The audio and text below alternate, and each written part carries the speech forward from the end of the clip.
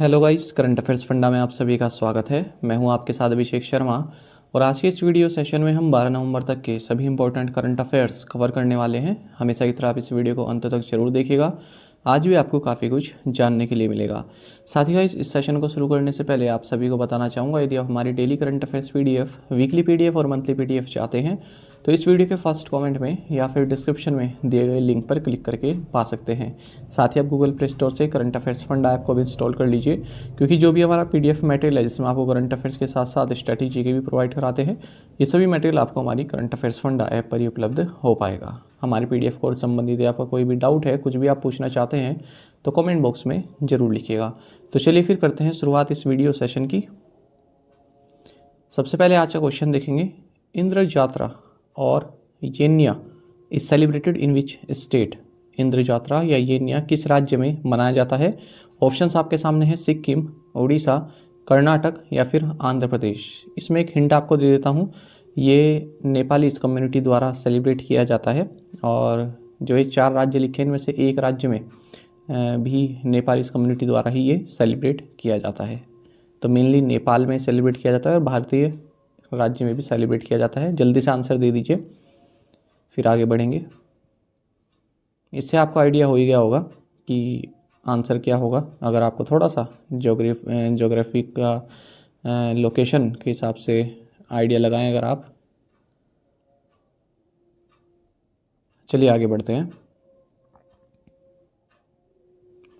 Which country is the host of the 17th East Asia Summit? 17वें पूर्वी Asia शिखर सम्मेलन का मेजबान कौन सा देश है? ऑप्शंस आपके सामने हैं। सही आंसर ऑप्शन डी है, कंबोडिया। आपको जानना चाहिए हमारे वाइस प्रेसिडेंट जगदीप धनखड़ ये कंबोडिया की जो कैपिटल सिटी है फ्नोम पेन, यहाँ पर पहुँच चुके हैं एशियन इंडिया समिट और द ईस्ट एशिया समिट में पार्टिसिपेट करने के लिए। आपको जानना चाहिए कि कंबोडिया इन दोनों ही समिट, आसियान इंडिया समिट और ईस्ट एशिया समिट को होस्ट कर रहा है और association of south east Asian nation यानी कि आसियान की करंट चेयर भी है, यानी कि मौजूदा जो अध्यक्षता है वो कंबोडिया के पास है। साथ ही आपको जानना चाहिए मिस्टर धनखड़ ये 17th ईस्ट एशिया समिट में पार्टिसिपेट करेंगे। ईस्ट एशिया समिट में कौन कौन पार्टिसिपेंट हैं? एक तो 10 आसियान मेंबर स्टेट जो हैं, Brunei Darussalam, Cambodia, Indonesia, Lao PDR, Malaysia, Myanmar, Singapore, Thailand, Philippines, Vietnam. साथ ही 8 डायलॉग पार्टनर्स भी हैं इसमें, India, China, Japan, Republic of Korea, Australia, New Zealand, United States and Russia. आपको जानना चाहिए इस साल आसियान इंडिया रिलेशंस की 30th एनिवर्सरी मनाई जा रही है और साथ ही इस साल को आसियान इंडिया फ्रेंडशिप ईयर भी डेजिग्नेट किया गया है। आपको जानना चाहिए कंबोडिया के बारे में, जैसे कि मैंने आपको बताया कि यहाँ की कैपिटल फ्नोम पेन है और यहाँ की करेंसी है कंबोडियन रियल और यूनाइटेड स्टेट्स डॉलर भी यहाँ पर चलता है। Who received scroll of honour at National Defence College in New Delhi? नई दिल्ली में नेशनल डिफेंस कॉलेज में स्क्रॉल ऑफ ऑनर किसे मिला है? ऑप्शंस आपके सामने है। सही आंसर ऑप्शन ए है, अजीत डोवाल। आपको जानना चाहिए हमारे national security adviser Ajit Doval, इनको National Defence College in New Delhi में स्क्रॉल ऑफ ऑनर दिया गया है। आपको बता दें नेशनल डिफेंस कॉलेज के एलुमनस रहे हैं और इन्होंने यहाँ पर 62nd course on India at 2050 potential and relevance इसको एड्रेस किया है, संबोधित किया है। हाल ही हमने ये भी पढ़ा था कि मिस्टर डोवाल को उत्तराखंड गौरव सम्मान के लिए भी सिलेक्ट किया गया है उत्तराखंड सरकार द्वारा। India US CEO forum was held virtually. This is the time the forum has been convened since its reconstitution in December 2014. Bharat US CEO forum हाल ही में आयोजित हुआ। दिसंबर 2014 में इसके पुनर्गठन के बाद से फोरम का आयोजन 6वीं बार किया गया है, इसलिए सही आंसर ऑप्शन बी है, 6th टाइम। तो आपको जानना चाहिए इंडिया यूएस सीईओ फोरम ये हाल ही में आयोजित किया गया वर्चुअली और इसकी अध्यक्षता की है पीयूष गोयल, जो कि union minister of commerce industry, consumer affairs, food and public distribution and textiles हैं इंडिया में। साथ ही मिस गीना रायमोंडो जो कि यूएस सेक्रेटरी ऑफ कॉमर्स हैं। तो ये 6वीं बार है जब इस फोरम को आयोजित किया गया है। आपको बताया दिसंबर 2014 में इस फोरम का पुनर्गठन किया गया था इंडिया और यूएसए गवर्नमेंट के द्वारा। Which among the following is the top educational institute in South Asia as per the recently released QS Asia University Rankings 2023? हाल ही में जारी QS एशिया यूनिवर्सिटी रैंकिंग 2023 के अनुसार निम्नलिखित में से कौन सा दक्षिण एशिया में शीर्ष शैक्षणिक संस्थान है? ऑप्शंस आपके सामने हैं। सही आंसर ऑप्शन सी है, IIT बॉम्बे। आपको जानना चाहिए Q2 एशिया यूनिवर्सिटीज रैंकिंग हाल ही में क्वार्टरली साइमंड्स द्वारा रिलीज कर दी गई हैं। टोटल 760 एशियन यूनिवर्सिटीज़ इस लिस्ट में अपना नाम बना पाई हैं और लगभग 19 इंडियन यूनिवर्सिटीज़ टॉप 200 लिस्ट में शामिल हैं। बात कर रहे हैं हम QS एशिया यूनिवर्सिटीज़ रैंकिंग 2023 की। चलिए भारत की अगर हम बात करें तो Indian institute of technology Bombay यानी कि IIT बॉम्बे इसमें 40th पोजीशन पर है इस लिस्ट में। तो इसका मतलब क्या हुआ कि भारत की ओर से सर्वोच्च संस्थान ये है जिसको इसमें रैंकिंग मिली है। इसके बाद फिर IIT दिल्ली है 46th प्लेस पर, ISC बेंगलोर है 52nd पर, IIT मद्रास है 53rd पर और IIT खड़गपुर है 61 पोजीशन पर। आपको जानना चाहिए चंडीगढ़ यूनिवर्सिटी घड़ौन ये 185th रैंक इसने पाई है एशिया में और 14th इंडिया में और second among the private universities of India. ठीक है, second among the private universities of India, जिसने इस चंडीगढ़ यूनिवर्सिटी घड़ौन को यंगेस्ट यूनिवर्सिटी बना दिया है इस लिस्ट में फीचर करने वाली। तो इस लिस्ट में जो यंगेस्ट यूनिवर्सिटी फीचर कर रही है वो है आपकी चंडीगढ़ यूनिवर्सिटी घड़ौन।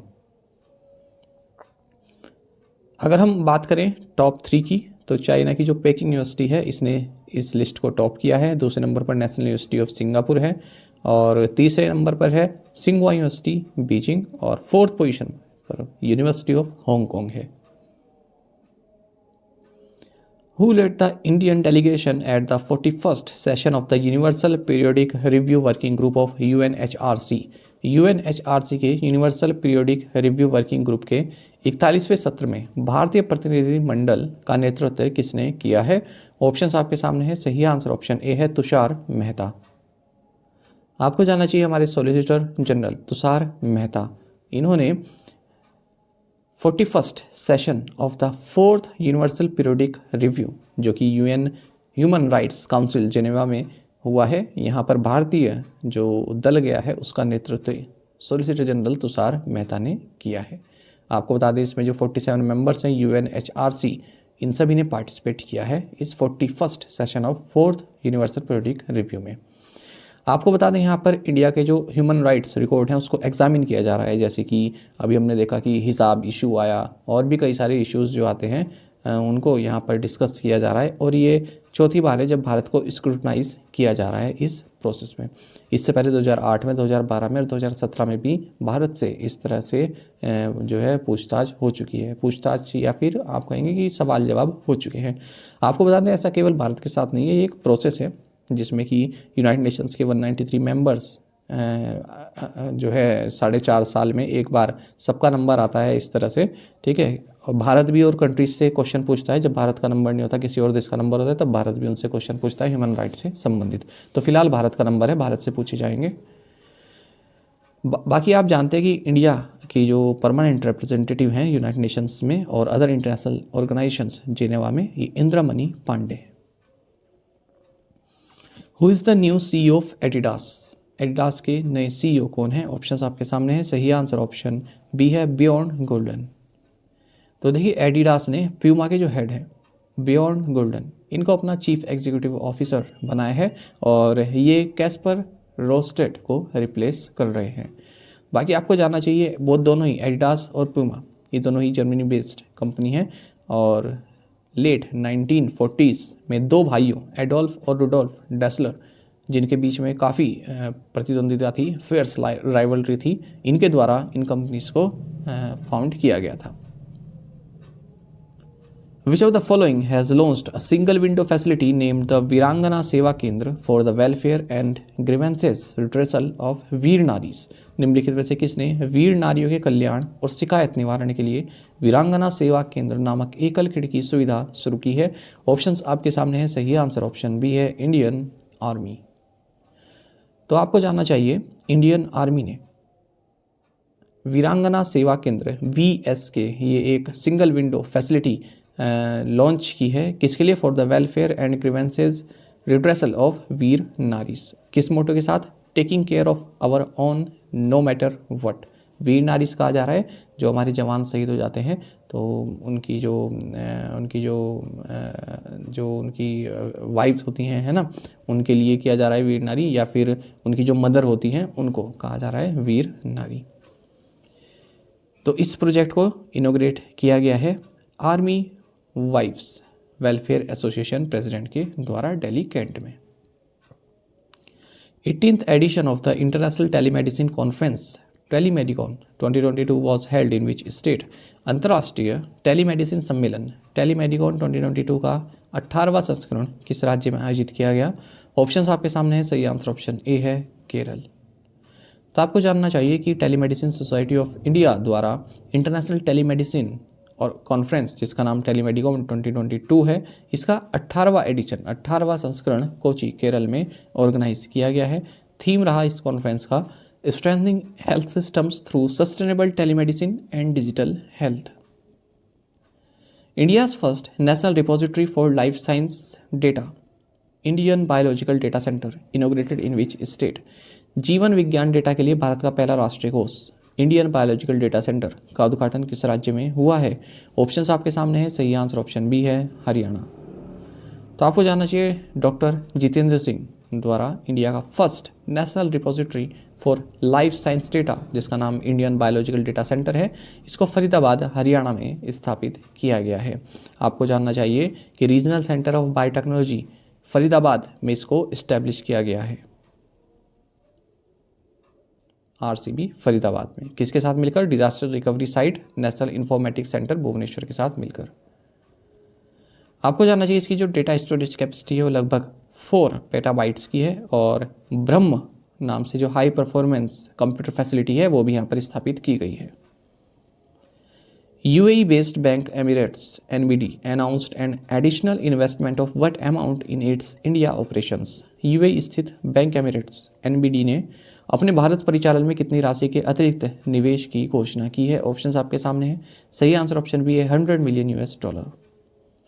तो देखिए UAE बेस्ड बैंक है एमिरेट्स NBD, इसने भारत में अपने ऑपरेशंस के लिए जो भारत में इसकी 2 और ब्रांचेस हैं चेन्नई और गुरुग्राम में, इसमें एडिशनल $100 मिलियन की इन्वेस्टमेंट की घोषणा की है।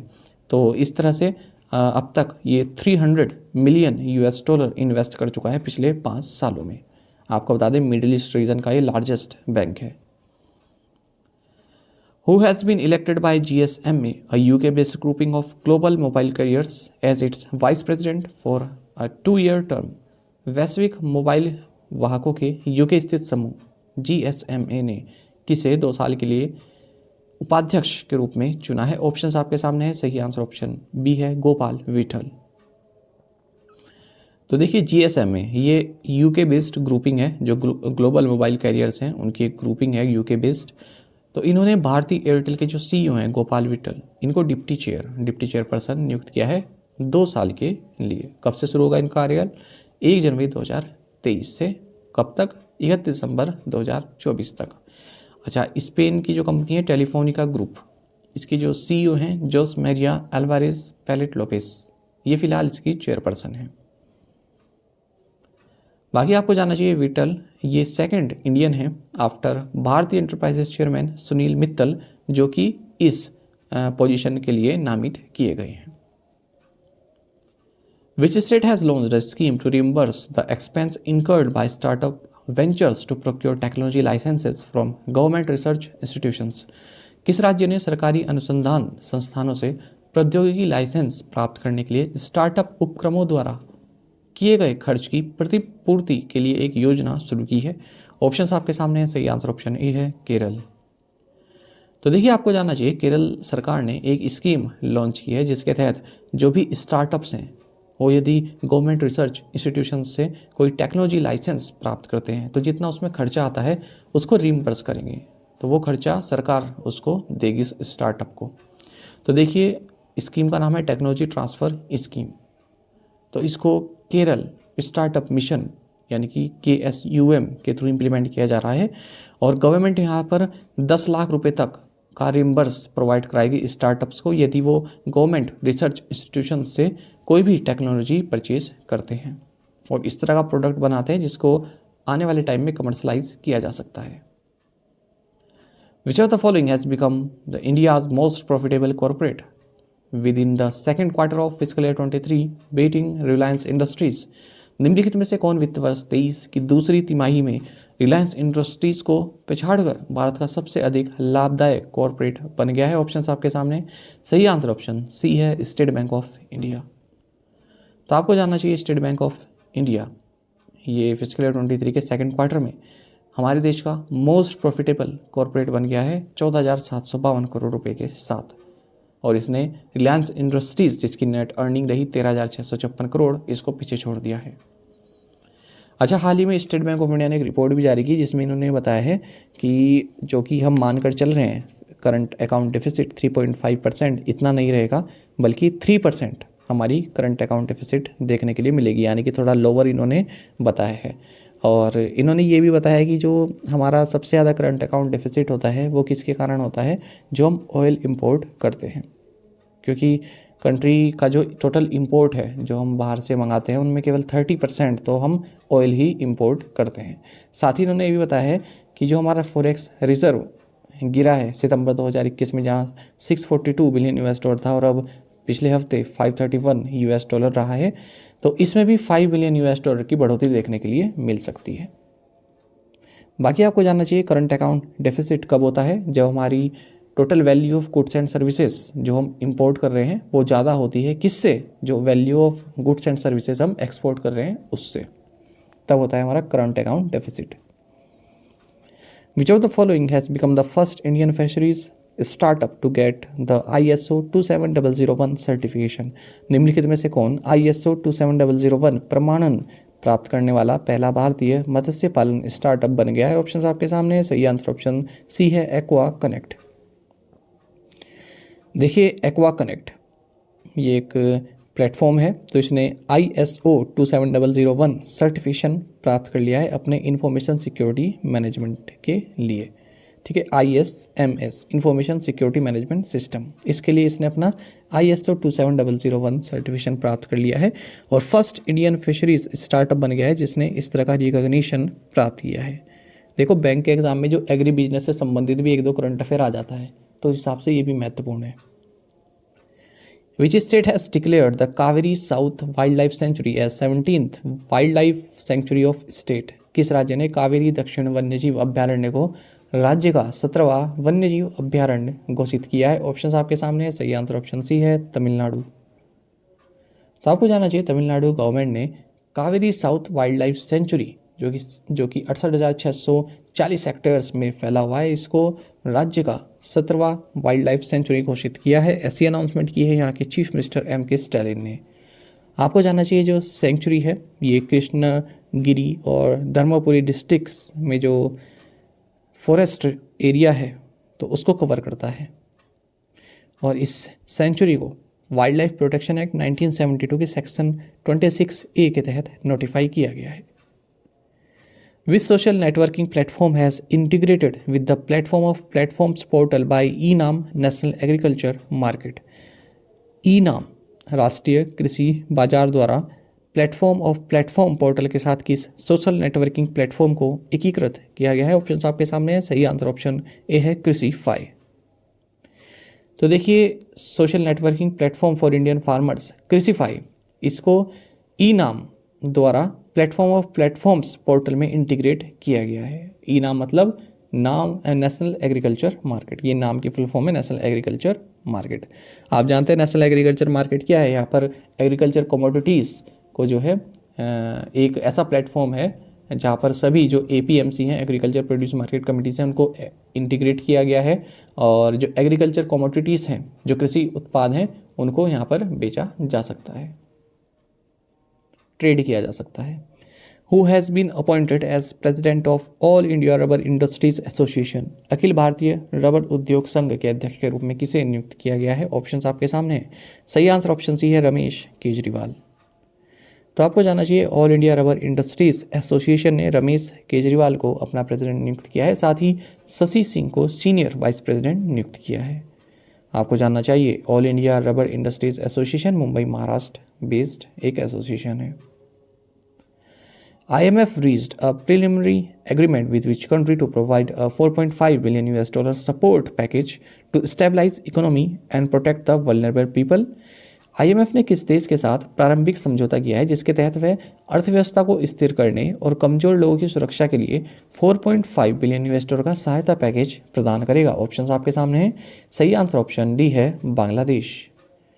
तो आपको जानना चाहिए बांग्लादेश और इंटरनेशनल मॉनेटरी फंड यानी कि IMF द्वारा एक प्रीलिमिनरी एग्रीमेंट साइन किया गया है जिसके तहत IMF बांग्लादेश को $4.5 बिलियन का सपोर्ट पैकेज प्रोवाइड कराएगा ताकि यहाँ की इकोनॉमी को स्टेबलाइज किया जा सके। आपको बता दें कि पाकिस्तान और श्रीलंका के बाद Bangladesh third south Asian nation है जिसको IMF से इस तरह की पैकेज मिल रही है। इस तरह का पैकेज मिल रहा है क्योंकि अगर हम देखें बांग्लादेश में भी कोविड पैंडेमिक के कारण फूड और एनर्जी प्राइसेस में काफ़ी हाइक देखने के लिए मिला है। बांग्लादेश के बारे में आप जानते हैं कैपिटल ढाका है, यहाँ की करेंसी टका है, प्राइम मिनिस्टर शेख हसीना है, प्रेसिडेंट मोहम्मद अब्दुल हमीद हैं। IMF के बारे में भी आप जानते हैं मैनेजिंग डायरेक्टर क्रिस्टलिना जॉर्जिवा हैं और यहाँ के चीफ इकोनॉमिस्ट है पियर ओलिवर गोरिंजास और headquarters Washington DC United states में है। विच कंट्रीज आइकॉनिक सिंगर गैल कोस्टा डाइड एट 77। किस देश के प्रतिष्ठित गायक गैल कोस्टा का 77 वर्ष की आयु में निधन हो गया। ऑप्शंस आपके सामने है। सही आंसर ऑप्शन ए है ब्राज़ील। तो देखिए रिनोन्ड ब्राज़ील सिंगर गैल कोस्टा इनका हाल ही में निधन हो गया है। कई न्यूज़पेपर ने इनकी ये न्यूज़ जो है कवर की है, इसलिए मैंने भी इसको इंक्लूड कर दिया। अच्छा, हाल ही में हमने कई सारी अगर हम ओबिचुरीज देखें तो जल्दी से उनको देख लेते हैं। Eminent art critic and scholar in fine arts Vijay Kumar Menon का हाल ही में निधन हो गया। और renowned Hindi literature critic and senior writer professor Manager Pandey इनका भी हाल ही में निधन हो गया है, बिहार से थे। डेविड बटलर इंग्लैंड से हैं जिनको फादर ऑफ इलेक्शन साइंस कहा जाता है, इनका भी हाल ही में निधन हो गया। और वेटरन एसएमईज एक्टर निपोन गोस्वामी इनका भी हाल ही में निधन हो गया। और Bengali film director and national award recipient Pinaki Chaudhuri इनका भी हाल ही में निधन हुआ है। और ऑस्ट्रियन बिलियनियर ड्राइट्रिच मैसिज जो कि को फाउंडर रहे हैं energy drink company red bull के और ओनर रहे हैं red bull formula 1 racing team के, इनका भी हाल ही में निधन हो गया है। Which country hosted the second agriculture minister level meeting of the Bay of Bengal Initiative for Multi-Sectoral Technical and Economic Cooperation BIMSTEC? किस देश ने बहुक्षेत्रीय तकनीकी और आर्थिक सहयोग के लिए बंगाल की खाड़ी पहल की दूसरी कृषि मंत्री स्तरीय बैठक की मेजबानी की है? ऑप्शंस आपके सामने है। सही आंसर ऑप्शन ए है इंडिया। तो देखिए जो बिम्स्टेक है Bay of Bengal initiative for multi sectoral technical and economic cooperation BIMSTEC, तो इसकी एग्रीकल्चर मिनिस्टर लेवल मीटिंग का सेकंड एडिशन भारत द्वारा होस्ट किया गया है। तो भारत के जो agriculture and farmer welfare minister Narendra Singh Tomar इन्होंने इसकी अध्यक्षता की है। आपको जानना चाहिए बिम्स्टेक के बारे में। देखिए इसका स्थापना ईयर जो स्थापना वर्ष है ये काफ़ी आम बात है कि एग्जाम में पूछा जाता है, तो आपको पता होना चाहिए कि 1997 में बिम्स्टेक की स्थापना हुई थी। तो इसमें देखिए साउथ एशिया से 5 कंट्री शामिल हैं, बांग्लादेश, भूटान, इंडिया, नेपाल और श्रीलंका, और 2 कंट्री हैं साउथ ईस्ट एशिया से, म्यांमार और थाईलैंड। 5th बिम्स्टेक समिट आप सभी जानते हैं कि मार्च 2022 में कोलंबो श्रीलंका में आयोजित की गई थी। अच्छा, हाल ही में आपको नरेंद्र सिंह तोमर के बारे में एक करंट अफेयर और जानना चाहिए। जो नरेंद्र सिंह तोमर हैं एग्रीकल्चर मिनिस्टर, इन्होंने एक पोर्टल लॉन्च किया है national mission on natural farming NMNF के लिए, ठीक है। तो जो फार्मर कम्युनिटी है वो इसका फ़ायदा ले सकते हैं। तो जो भी नेचुरल फार्मिंग से संबंधित है, जो ये नेचुरल फार्मिंग का मिशन है, इसका इम्प्लीमेंटेशन आउटलाइन है, रिसोर्सेज है, इम्प्लीमेंटेशन प्रोसेस है, उस सभी के बारे में जानकारी इस पोर्टल पर मिल सकती है। तो आपको यहाँ पर ये जानना चाहिए, इसकी फुल फॉर्म भी याद रखिएगा, NMNF national mission on natural farming. ऐसा भी आ सकता है कि हाल ही में नरेंद्र सिंह तोमर ने एक NMNF से संबंधित पोर्टल लॉन्च किया। आप बताइए कि NMNF का मतलब क्या है। India to host no money for terror ministerial conference in which city, Bharat के शहर में नो मनी फॉर टेरर मंत्री स्तरीय सम्मेलन की मेजबानी करेगा। ऑप्शंस आपके सामने, सही आंसर ऑप्शन डी है न्यू दिल्ली। तो देखिए भारत यहाँ पर 18-19 नवंबर को no money for terrorism ministerial conference को होस्ट करने वाला है। ये 3rd कॉन्फ्रेंस रहने वाली है और दिल्ली में ऑर्गेनाइज करेगा भारत इसको। इस कॉन्फ्रेंस को मिनिस्ट्री ऑफ होम अफेयर्स के तत्वाधान में National Investigation Agency NIA organise करेगी। आपको बता दें इस तरह की पहली मीटिंग पेरिस फ्रांस में हुई थी 2018 में, दूसरी मीटिंग मेलबर्न ऑस्ट्रेलिया में थी 2019 में और अब ये तीसरी मीटिंग होने जा रही है दिल्ली में। तो देखिए ग्रुप है, एगमोंट ग्रुप इसको बोलते हैं। तो लगभग 150 से ज़्यादा कंट्रीज़ की जो फाइनेंशियल इंटेलिजेंस यूनिट्स हैं, जैसे कि हमारे यहाँ नेशनल इन्वेस्टिगेशन एजेंसी है, तो ये सब इसको ऑर्गेनाइज करती हैं इस तरह की मीटिंग्स को। बाकी आपको ये जानना चाहिए, हाल ही में भारत ने यूनाइटेड नेशंस सिक्योरिटी काउंसिल्स की जो काउंटर टेररिज्म कमेटी है CTC, इसकी स्पेशल मीटिंग होस्ट की थी मुंबई और दिल्ली में 28-29 अक्टूबर 2022 को। ये हमने पढ़ा भी था। What is the name of the nearest known black hole to Earth that has recently been found by astronomers?